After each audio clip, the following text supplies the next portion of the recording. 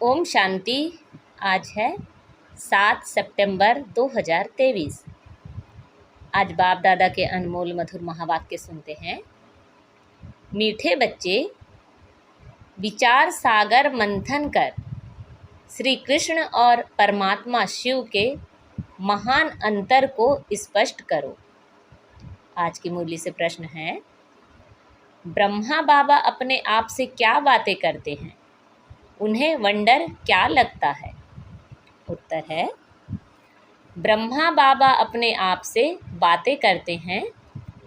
पता नहीं क्या होता है जो शिव बाबा घड़ी घड़ी भूल जाता है। ऐसे तो नहीं, बाप जब प्रवेश करते हैं तब याद रहती है, बाबा चले जाते हैं तो याद भूल जाती है।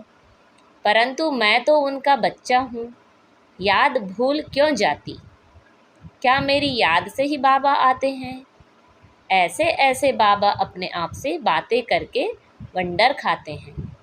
आज मुरली में गीत बजा है, तू प्यार का सागर है। ओम शांति।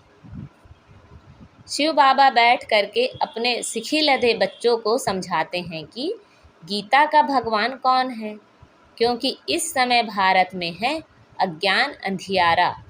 इसको कहा जाता है घोर अंधियारा, अज्ञान अंधियारा। फिर सोचना चाहिए ज्ञान का। परमपिता परमात्मा को ही मनुष्य मानते हैं कि वह ज्ञान का सागर है, नॉलेजफुल है। अच्छा, वह ज्ञान का सागर है, उनसे क्या मिलता है? नदियों से पानी मिलता है तो भर भर कर स्नान भी करते हैं। तुमको ज्ञान सागर से क्या मिलता है? एक बूंद। बाप आकर बच्चों को समझाते हैं, मैं ज्ञान का सागर हूँ, तुमको बूंद देता हूँ। कौन सी बूंद? सिर्फ कहता हूँ मैं तुम्हारा बाप हूँ, तुम मुझे याद करो। समझो कि हम अपने शांति धाम, सुख धाम जाते हैं। ज्ञान सागर 1 सेकंड में जीवन मुक्ति वैकुंठ में भेज देते हैं। घर बैठे भी दिव्य दृष्टि दे देते हैं। मनुष्य तो 1-2 को सामने दृष्टि देते हैं, बाबा घर बैठे साक्षात्कार करा लेते हैं। एक बूंद मिलने से तुम यहाँ से चले जाते हो, यहाँ बैठे बैठे तुम वैकुंठ में चले जाते हो। अब बाप बैठ समझाते हैं, गीता का भगवान कौन है? वह है ज्ञान का सागर निराकार। मनुष्य तो गाते हैं श्री कृष्ण के लिए। अब तुमको समझाना है, श्री कृष्ण ने ज्ञान नहीं सुनाया। पहले पहले तो कहते हैं श्री कृष्ण ने माता के गर्भ से जन्म लिया। कंसपुरी थी, फिर आवाज़ हुआ, हे कंस, तुमको मारने वाला आ चुका है। यह तो जानते हो सब असुर हैं। कंस, जरासंधी, अकासुर, बकासुर, पाप आत्माएं सबका विनाश करने के लिए उनका जन्म दिखाते हैं। तो श्री कृष्ण ने जन्म लिया, वह तो छोटा था, फिर ज्ञान कब दिया?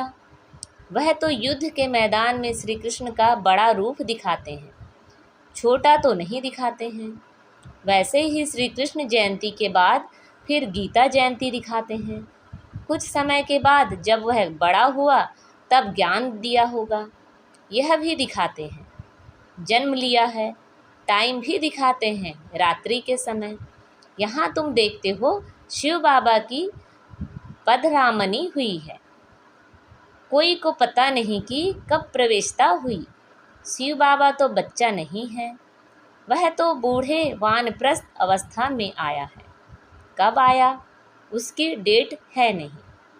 श्री कृष्ण की तो तिथि तारीख है और वह गर्भ से पैदा हुआ है। यहाँ शिव बाबा तो ज्ञान का सागर है, उनको छोटा होना नहीं है जो फिर बड़ा होकर ज्ञान सुनाए। श्री कृष्ण का जन्म तो स्वर्ग में हुआ, वह किसको राजयोग सिखला ना सके, क्योंकि खुद ही राजा है। बरोबर तुम जानते हो निराकार बाप ही आकर राजयोग सिखलाते हैं, पतितों को पावन, राजाओं का राजा बनाते हैं। उस हद के रात और दिन तथा इस बेहद के रात और दिन के अर्थ में फर्क है। यह है संगम, जबकि ब्रह्मा की रात पूरी हो, ब्रह्मा का दिन शुरू होता है।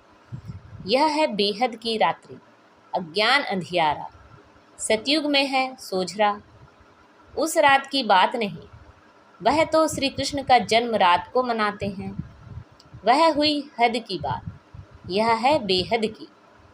बाप कहते हैं, मैं आता हूँ, मेरी कोई तिथि तारीख नहीं। कृष्ण राम आदि की तो तिथि तारीख है, मुख्य हैं ही दो। अभी श्री कृष्ण जयंती आती है ना, उन्हों को समझाना है, कृष्ण तो छोटा बच्चा है। रात और दिन तो ब्रह्मा का गाया जाता है। ब्रह्मा का दिन श्री कृष्ण है और ब्रह्मा की रात ब्रह्मा है। ब्रह्मा ही फिर से श्री कृष्ण बनता है। वह तो समझते हैं कृष्ण भगवान है, वह हाजिरा हजूर है। तो इस पर भी समझाना है। तुम्हारी है शिव जयंती व शिवरात्रि कहो। शिव जयंती कहना ठीक है, यह भी समझाना होता है।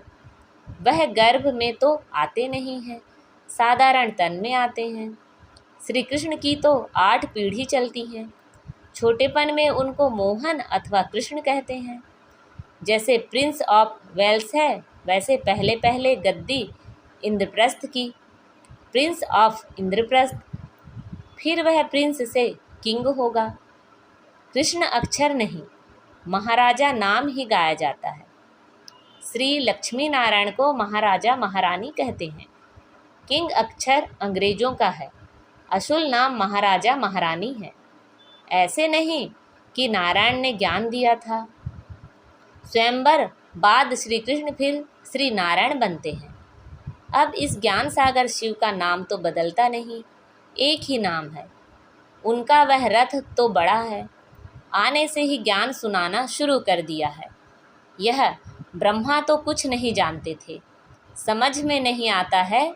इनमें आया हुआ है जो साक्षात्कार कराते हैं, नॉलेज दे रहे हैं। यह साक्षात्कार का राज अथवा यह नॉलेज शुरू में पहले समझ में नहीं आती थी।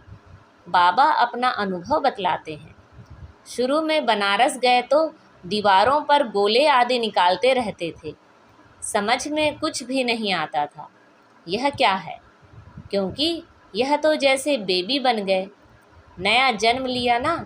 कहते हैं ना, बाबा हम 8-10 मास का बच्चा हूँ, तो मैं भी बच्चा हो गया। तो पहले कुछ समझ में नहीं आता था, वह ज्ञान की बातें ही और थी। अगड़म बगड़म क्या क्या बैठ निकालते थे। अभी तो सीखते सीखते कितने वर्ष हो गए हैं, अभी बाप की बातें समझ में आती है। बच्चों को कृष्ण जयंती पर समझाना है। चित्र तो बरोबर है, झाड़ में ब्रह्मा का भी चित्र है। मक्खन तो यह हप कर लेते हैं, विश्व के मालिक पने का माखन है। श्री कृष्ण तो सतयुग की प्रारब्ध लेकर आया है। श्री कृष्ण है सतयुग का पहला प्रिंस, फिर उनके बच्चे भी प्रिंस बनेंगे। यह है उनकी प्रारब्ध, जो कलयुग में तो थी नहीं। तो यह सूर्यवंशी की प्रारब्ध किसने बनाई? गाया जाता है, ज्ञान सूर्य प्रगटा, अज्ञान अंधेर विनाश। ज्ञान सागर तो शिव बाबा है, वह आए हैं और स्वर्ग की स्थापना कर रहे हैं। कॉन्ट्रास्ट बतलाना है, श्री कृष्ण कैसे गर्भ में आया। दिखाते हैं वहाँ कंस जरासंधि आदि थे, परंतु वहाँ सतयुग में असुर तो हो ना सके। असुरों और देवताओं की लड़ाई दिखाते हैं, तो जरूर असुर कलयुग अंत में होंगे, देवताएं सतयुग आदि में होंगे। दोनों की लड़ाई तो लगी नहीं है। महाभारत लड़ाई बरोबर है, देवताएं तो यहाँ हो ना सके, असुरों से लड़ाई चली है। मुसलमानों का राज्य भी देखते हो, बरोबर यादव कौरव पांडव भी हैं। पांडव है नॉन वायलेंस योग बल वाले, यहाँ तो रक्त की नदियाँ बहती हैं। दुश्मनी तो है ना, पार्टीशन में रक्त की नदी अच्छी ही बही थी ना। भाई भाई की युद्ध हुई, भाई भाई तो है ना। लड़ाई उन्हों की लगती है, नहीं तो रक्त की नदी कैसे बहे। यह तो एक दो का खून करते हैं, तलवारें चलाते हैं, तब रक्त की नदी बहती है। और है यह संगम का समय, रक्त की नदियों बाद फिर घी की नदियाँ बहनी हैं।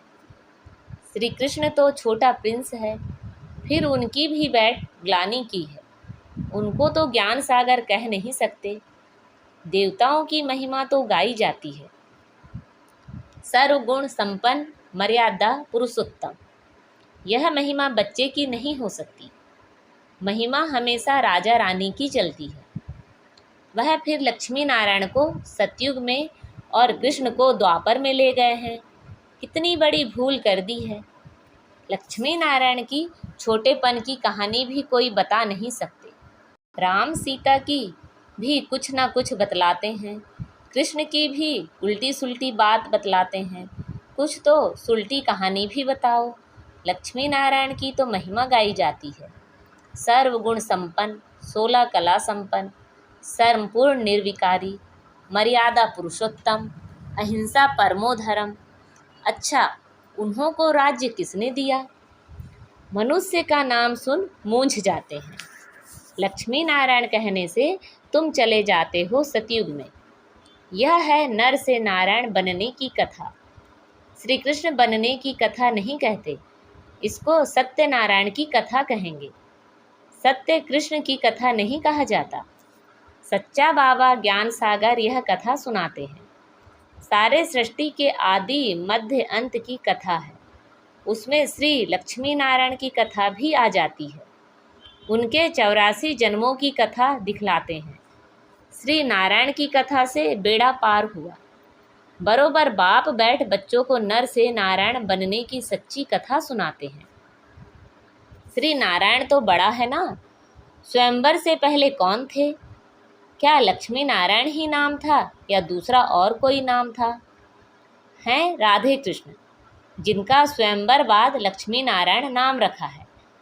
बाबा इसे निबंध देते हैं। फिर तुमको विचार सागर मंथन करना चाहिए। पहले नंबर की भूल है ये। तुम जानते हो अभी है कलयुग, यादव कौरव पांडव भी हैं। कलयुग का समय भी है। कलयुग के बाद जरूर सतयुग होगा। बाप कहते हैं मैं गाइड बन आया हूँ, रावण के चंबे से छुड़ाए वापस ले जाने। आत्मा को ही ले जाऊंगा। गाया जाता है आत्मा परमात्मा अलग रहे बहुकाल। ऐसे नहीं कि कृष्ण अलग रहे बहुकाल। महिमा ही उस निराकार की है। सुंदर मेला कर दिया जब वह सद्गुरु मिला दलाल। यहाँ तो सब गुरु ही हैं। गाया हुआ है सद्गुरु मिला दलाल। सत परम पिता परमात्मा दलाल के रूप में मिलते हैं। सौदा दलाल द्वारा होता है, यह भी सगाई होती है। आत्मा और परमात्मा अलग हैं। परमात्मा है निराकार, वह आकर इसमें प्रवेश कर तुम्हारी सगाई करते हैं। खुद दलाल बनते हैं। कहते हैं मुझ परम पिता परमात्मा को याद करो। इस शरीर में बैठ कहते हैं माँ में कम याद करो। मैं तुमको माया रावण से लिबरेट कर साथ ले जाऊंगा। तुमको फिर राजाई देकर मैं निर्वाण धाम में बैठ जाऊंगा। कृष्ण थोड़े ही ऐसे कहेंगे। यह है ही आत्मा और परमात्मा। कृष्ण तो छोटा बच्चा है, बातें तो बहुत हैं समझाने की। तो बाबा ने समझाया है कैसे इसमें प्रवेशता हुई।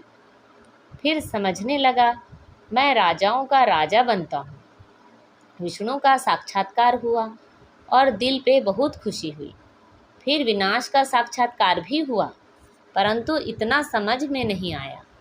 अभी समझते हैं बाबा ने यह साक्षात्कार कराया।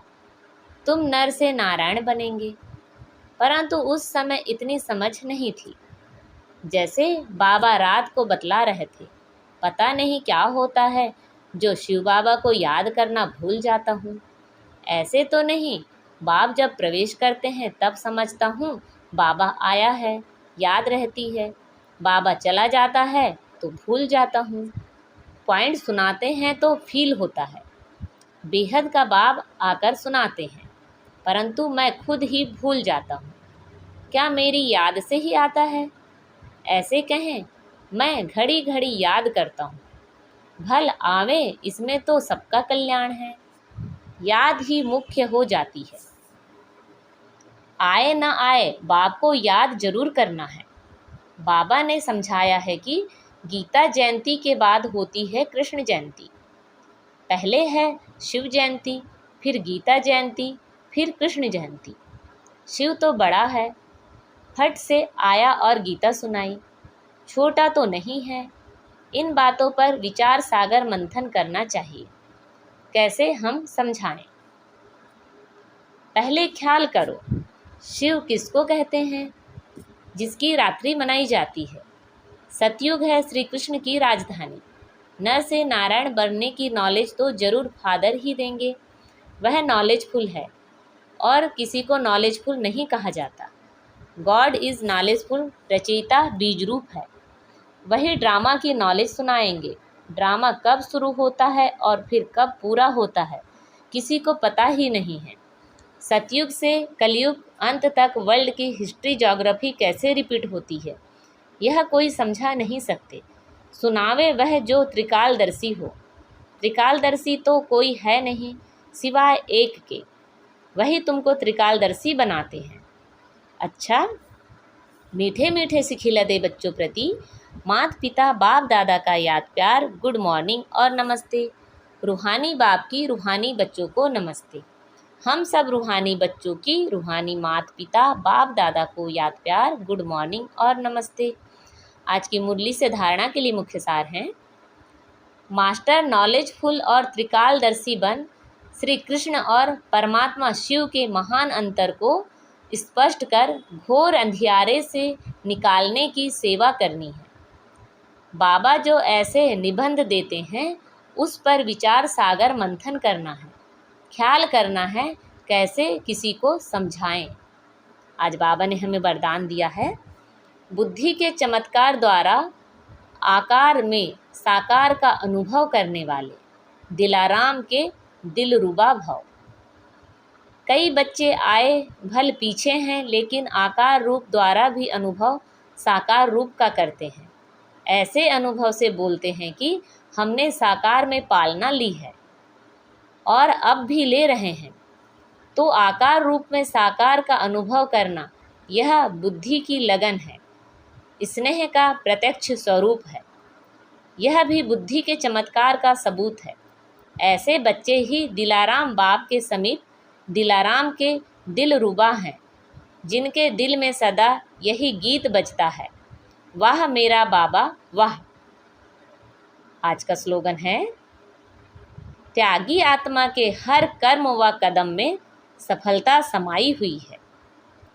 त्यागी आत्मा के हर कर्म व कदम में सफलता समाई हुई है। अच्छा, ओम शांति।